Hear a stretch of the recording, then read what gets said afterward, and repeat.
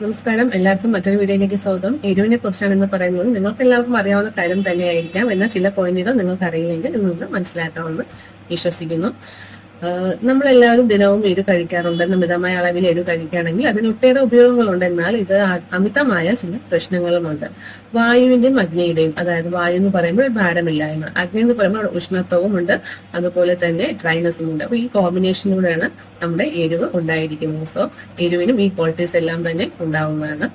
നമ്മൾ എരിവ് നമ്മുടെ ഒരു ഭക്ഷണം കഴിക്കുമ്പോൾ, ഒരു സദ്യ പോലത്തെ അല്ലെങ്കിൽ വലിയ നമ്മളൊരു ഭക്ഷണം അല്ലെങ്കിൽ സാധാരണ നമ്മൾ ഭക്ഷണം കഴിക്കുമ്പോൾ നമ്മൾ പുളിയും ഉപ്പും മധുരവും കഴിച്ചതിന് ശേഷം നമ്മുടെ ആഹാരത്തിന്റെ ലാസ്റ്റ് ഹാഫ് പാർട്ടിലാണ് നമ്മൾ എരിവ് ഉൾപ്പെടുത്തേണ്ടത്.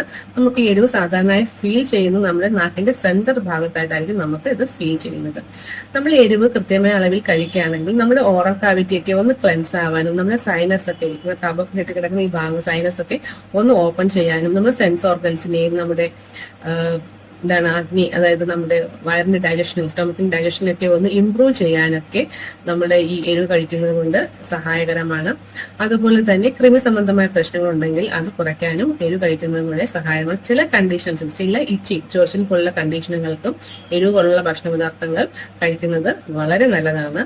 അപ്പോൾ അത് മിതമായ അളവിൽ എടുക്കുകയാണെങ്കിൽ വളരെ ഉപയോഗം തന്നെയുണ്ട്. എന്നാൽ ഇത് നമ്മൾ അമിതമാവുകയാണെങ്കിൽ നമുക്ക് മലബന്ധം ഉണ്ടാകാനോ, ടയർഡ്നെസ് ഉണ്ടാവാനോ, ഇറിറ്റബിലിറ്റി ഉണ്ടാവാനോ, അതും അല്ലെങ്കിൽ വല്ലാത്ത ക്ഷീണം തോന്നാനോ, മസിൽസിൽ നിന്നും ഇത് അത്ര നല്ലതല്ല.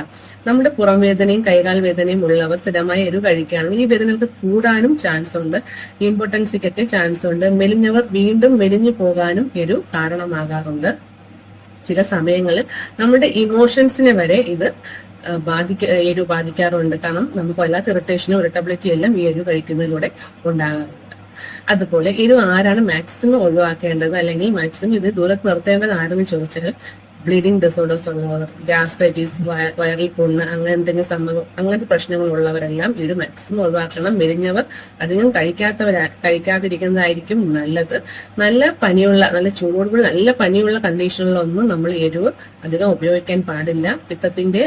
പിത്താധിക്യം കൊണ്ടുള്ള അസുഖമുള്ളവരും എരിവ് ഉപേക്ഷിക്കേണ്ടതാണ്. ഒരുപാട് എപ്പോഴും വെള്ളം കുടിക്കാൻ ദാഹം പോലെ ഫീൽ ചെയ്യുന്നവരൊക്കെ ഈ എരിവിന്റെ ഉപയോഗം കുറയ്ക്കാനാണ് വീണ്ടും നമുക്ക് ദാഹം ഉണ്ടാക്കാൻ കാരണമാകുന്നത്. ഭക്ഷണങ്ങൾ നമ്മൾ ഒരു എരിവുള്ള സ്പൈസുള്ള ഫുഡ് കഴിച്ചാൽ നമുക്ക് നന്നായിട്ട് വീണ്ടും ദാഹം ഉണ്ടാകാൻ ചാൻസ് ഉള്ളത് കൊണ്ടും നമ്മൾ ഈ എരിവുള്ള ഭക്ഷണങ്ങൾ കുറച്ച് കുറയ്ക്കേണ്ടത് നല്ലത് തന്നെയാണ്. നമ്മുടെ വെളുത്തുള്ളിയും ഉള്ളിയും ഇഞ്ചിയും പെപ്പറും എല്ലാം എരിവിൽ പെടുന്ന ഭക്ഷണ പദാർത്ഥങ്ങൾ തന്നെയാണ്. എന്നാൽ ഇവ നമ്മൾ കൃത്യമായി ഉപയോഗിക്കുകയാണെങ്കിൽ നമുക്ക് പ്രശ്നങ്ങളൊന്നും ഉണ്ടാകും. ദിനവും നമ്മൾ ഈ സ്പൈസസ് എല്ലാം ഒരുപാട് ഉപയോഗിക്കുകയാണെങ്കിൽ നമുക്കത് പിത്തത്തെയും വാതയെ കൂട്ടി ആ സംബന്ധമായ രോഗങ്ങളൊക്കെ ഉണ്ടാക്കാൻ കാരണമാകുന്നുണ്ട്. അപ്പോൾ നമ്മുടെ ഈ ഭക്ഷണപദാർത്ഥങ്ങൾ മാത്രമല്ല, നമ്മൾ കോസ്മെറ്റിക് ആയിട്ട് ഐറ്റംസ് ആയാലും അല്ലെങ്കിൽ നമ്മുടെ അപ്ലൈ ചെയ്യുന്ന ഓയിലെല്ലാം എരിവിന്റെ അംശമുണ്ട്. ഇപ്പൊ എക്സാമ്പിളായി പറയുന്നത് കൊട്ടം ചുക്കാതെ വേണമെങ്കിൽ നമുക്കൊരു സ്പൈസസ് ഓയിൽ എന്ന് പറയാം. കാരണം നമുക്ക് കൈകാൽ പിടുത്തം, ഷോൾഡർ പിടുത്തം അല്ലെങ്കിൽ മുട്ടിന്റെ പിടുത്തം ഒക്കെ ഉണ്ടാവുമ്പോൾ നമ്മൾ ഈ ഓയിൽ അപ്ലൈ ചെയ്യുമ്പോൾ നമുക്ക് കുറച്ചൊന്ന് ഫ്രീ ആകാറുണ്ട്. കാരണം അത് കഫത്തെ കുറയ്ക്കുന്നതാണ്. കാരണം അതിൽ കുറച്ച് സ്പൈസസ് ഉള്ളത് കൊണ്ടാണ് ആ കഫത്തെ കുറയ്ക്കുന്നത്. പക്ഷെ നമ്മൾ കൃത്യമായ അളവിൽ ആ ഓയിൽ യൂസ് ചെയ്യുന്നത് കൊണ്ട് നമുക്ക് പ്രശ്നങ്ങളൊന്നും ഉണ്ടാവുന്നില്ല.